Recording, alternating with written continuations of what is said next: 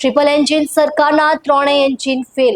મંત્રી પ્રફુલ્લ પાનસેરિયાએ હોંશે હોંશે ખાતમુહૂર્ત કરી નાખેલો રોડ 2 વર્ષે પણ પૂરો બન્યો નથી. વોર્ડ નંબર 3 વાલક ખાતે સ્વામિનારાયણ મિશન વાળો રોડ 2 વર્ષથી સિંચાઈ વિભાગની અવળચંડાઈને કારણે વિલંબમાં. કોઈ વ્યક્તિગત ફાયદા માટે આખા વિસ્તારની પ્રજા બાનમાં લીધી હોવાના આપ નેતા મહેશ અણધણે આક્ષેપ કર્યો હતો.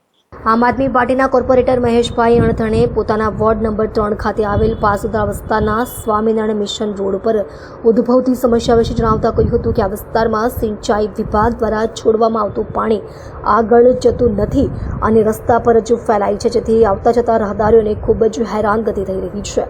આ સિંચાઈનું પાણી રસ્તા પરથી ફેલાતા પાલિકાના પ્લોટમાં પણ ઘૂસી જાય છે. નજીવી બાબતોમાં લોકોને દંડ ફટકારતું તંત્ર પોતાની જ માલિકીના પ્લોટમાં પાણી જવા મામલે ખુદ શંકા આવી ગઈ છે. અહીં પાણીના ઉપદ્રવથી મચ્છર જીવજંતુ ઉદ્ભવે છે. લોકોને એની હેરાનગતિનો શિકાર થઈ રહ્યા છે. વાત તો ત્યાં સુધી છે કે સિંચાઈ વિભાગ અને તંત્રની લાપરવાહીના કારણે રસ્તા પર પાણી ભરાવાથી રસ્તા પર પડેલા ખાડા પણ વાહન ચાલકો અને રાહદારીઓને નજરે પડતા નથી.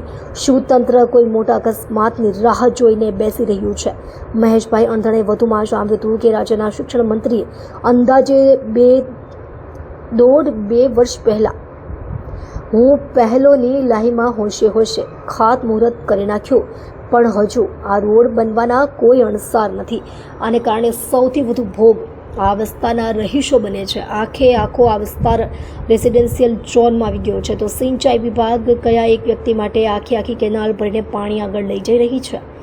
મહેશભાઈ અણધણે આગળ જણાવ્યું હતું કે આ સિંચાઈની નહેરને અંડરગ્રાઉન્ડ પાણીની પાઇપલાઇનનું નેટવર્ક આપી પેક કરી દેવામાં આવે, જેથી રસ્તા પર પાણી ઢોળાતું બંધ થાય અને રસ્તો બનાવવાનો માર્ગ મોકળો થાય. કેમ કે પાણી જ્યાં સુધી ભરેલું રહેશે ત્યાં સુધી રસ્તો બનવાનો નથી. આ બાબતે મહેશભાઈ અણધણે વર્ષ પહેલાં પત્ર લખીને સિંચાઈ વિભાગને જાણ કરી છે, પણ કોઈ આ કામ કરવા તૈયાર નથી અને આના કારણે રોડ બની શકતો પણ નથી. કેમ કે પાણીના કારણે રોડ તરત તૂટી જાય. થોડો ઘણો રોડ બન્યો હોય પણ બાકીનું કામ અધૂરું જ છે. ભાજપ નેતાઓ ટ્રિપલ એન્જિન સરકારની વાતો કરે છે, પણ એ દાવો સાવ જુઠ્ઠો અને બુઠ્ઠો છે. મહેશભાઈ અણધણે અંતમાં મંત્રી પ્રફુલ્લભાઈ પાનસેરિયા પર પ્રહાર કરતા કહ્યું હતું કે મેયર તમારા, મુખ્યમંત્રી પણ તમારા જ છે, પ્રધાનમંત્રી પણ તમારા છે, આખી સરકાર તમારી જ છે. તમારે જો એની સાથે સંકલન કરવું હોય તેની સાથે કરો, પણ આ સમસ્યાનું અને અહીંની જનતાને પડતી અગવડતાનું નિરાકરણ લાવો. જો તમારાથી ન થઈ શકતું હોય તો ખોટી વાહવાહી લૂંટવાનું બંધ કરો અને સરકારની વિકાસની અને સુરક્ષાના બણગા ફૂંકવાનું બંધ કરો. નમસ્કાર, હું મહેશભાઈ અણધણ, કોર્પોરેટર આમ આદમી પાર્ટી, સુરત મહાનગરપાલિકા. હાલ અમે સુરત શહેરના વોર્ડ નંબર 3ના જે વાલક વિસ્તારથી આગળ સ્વામિનારાયણ મિશન રોડ છે અને પાસુદરા સુધી આગળથી નેશનલ હાઈવેને ભળે છે એ રોડ ઉપર ઊભા છીએ. અહીંયાથી સૌથી મોટી સમસ્યા છે કે સિંચાઈ વિભાગ દ્વારા જે પાણી છોડવામાં આવે છે સમયાંતરે, અને એ કેનાલનું પાણી ઉપર જઈ શકતું નથી અને એ બધું જ વચ્ચેથી પાણી સાઈડના રોડ ઉપર નીકળે ને અત્યારે જે લોકો અહીંયાથી જેટલા લોકો રેસિડન્સ કરેલા છે એ લોકો જે અહીંયા રહે છે એમને આવવા જવા માટે ખૂબ વધારે પડતી અગવડતાઓ પડી રહી છે. એક બાજુ તંત્ર લોકોના ઘરમાં પાણી પીવું હોય કે ઘરની બહારના પેસેજમાં પાણી હોય કે ટેરેસ પર હોય ત્યારે દંડ કરી કામગીરી કરશે, પરંતુ અહીંયા આખો વિશાળ કોર્પોરેશનનો રિઝર્વ પ્લોટ છે જે પાણીથી ખદબદી રહ્યો છે, એટલું પાણી ભર્યું છે, ગંદકી છે. જ્યાં મચ્છરોનો ઉપદ્રવ થશે ત્યારે કોણ જવાબદાર? સરકાર લોકો ઉપર દંડની કાર્યવાહી કરે છે, પણ સરકાર પોતે જ ગુનો કરે છે. સરકાર પોતે જ આવી રીતની નુકસાની લોકોને આપી રહી છે, ત્યારે કેમ સરકાર પોતાના માટે કોઈ એવી સુવિધાઓ ઊભી કરતી નથી જેથી જનતાને લાભ થાય? આ રોડનું ખાતમુહૂર્ત માન્ય શિક્ષણ મંત્રી છે બહુ મોટા ઉપાડે કરી વાળું કે હું આગળ આવું, હું ખાતમુહૂર્ત કરું, એમ કરીને 1.5-2 વર્ષ પહેલાં ખાતમુહૂર્ત કરી નાખ્યું. આજે આખો રોડ એટલો જર્જરિત છે કે લોકોને સૌથી વધુ અગવડતાઓ આ રોડ ઉપર પડે છે. રાત્રિના સમયે સૌથી વધુ અગવડતાઓ બાકી રહ્યું કે દિવસોના સમયમાં અહીંયા નીચે આખો રોડ ખાડાવાળો છે, પાણી ભરાયેલ છે, લોકોને ખબર જ નથી કે આની નીચે ખાડા છે.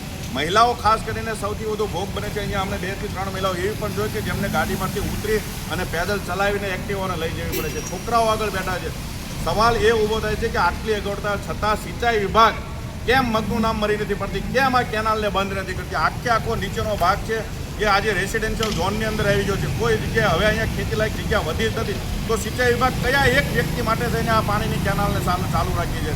આ માટે ઓલરેડી 2 વર્ષ પહેલાં કાં તો આ કેનાલને અંડરગ્રાઉન્ડ પાઇપલાઇન નાખીને પેક કરવામાં આવે અથવા તો આ કેનાલને બંધ કરી દેવામાં આવે, જેથી કરીને આ રોડ જે અટકેલો છે એ રોડનું કામગીરી શરૂ શકે. હું ખાસ આ વિસ્તારના ધારાસભ્ય એવા પ્રફુલ્લભાઈ પાનસેરિયાને કહેવા માંગીશ કે તમારી સરકાર છે, તમારી ટ્રિપલ એન્જિનની સરકાર છે. સુરત શહેરના મેયર તમારા છે, મુખ્યમંત્રી તમારા છે અને વડાપ્રધાન તમારા પક્ષના છે. ટ્રિપલ એન્જિનની સરકારની અંદર આ લોકોની સમસ્યાઓ કેમ તમારાથી હલ નથી થતી? જો તમારે ના થતી હોય કોઈ પણ પ્રકારની, મને એવું નથી કે મેં જે પ્રશ્ન ઉપાડ્યો અને એક પણ તમારાથી એ સમાધાન થઈ શક્યું હોય, ત્યારે ખાસ આપશ્રીને કહેવા માંગુ છું કે જો તમારાથી કામ ના થાય તો અમારી સાથે નીચે આવીને બેસી જવાય. કોઈ ખોટી વાહવાહી લેવાની કોશિશ કરાય નહીં. આ જનતા ખૂબ એટલે ખૂબ અગવડતાઓ ભોગવી રહી છે, ખૂબ ત્રાસી ગઈ છે. આપશ્રીને વિનંતી છે કે તમે તમારા ટ્રિપલ એન્જિનના સરકારમાં જેની સાથે સંકલન કરાવો એની સાથે કરો અને આ સમસ્યાનું નિરાકરણ લાવો.